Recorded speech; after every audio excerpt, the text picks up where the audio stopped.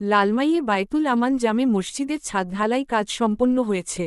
কুমিল্লার লালমাই উপজেলার ৪ নং বুলিন দক্ষিণ ইউনিয়নের ছোট গোসাই পুষ্কুরণী এলাকার বায়তুল আমান জামে মসজিদের ছাদ ঢালাই কাজ সম্পন্ন হয়েছে। শনিবার ৮ আগস্ট ছাদ ঢালাই চলাকালীন জোহরের নামাজ আদায় করেন মসজিদের মুসল্লিরা। নামাজ শেষে সবাই মিলে মহান আল্লাহর দরবারে শুকরিয়া আদায় করে বিশেষ মোনাজাত করেন। মসজিদের কাজে ছোটতুলা গ্রামের কুয়েত প্রবাসী শহীদুল ইসলাম ও কুয়েতে কফিলের সহযোগিতায় করেছেন বলে জানিয়েছে মসজিদ কমিটি। মসজিদ কমিটির সভাপতি আমিনুল ইসলাম, সেক্রেটারি হুমায়ুন কবির এবং কোষাধ্যক্ষ শফিউল্লাহ। মসজিদের আরও কিছু কাজ বাকি রয়েছে।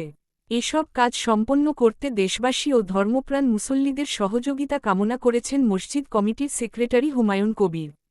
সহযোগিতা করতে চাইলে স্ক্রিনে দেওয়া নাম্বারে যোগাযোগ করুন।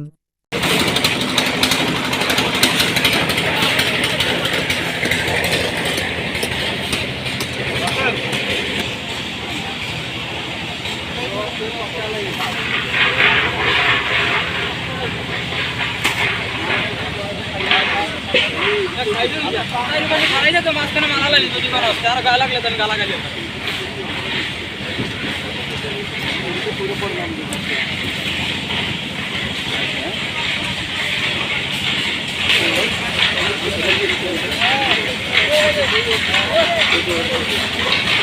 Thank you.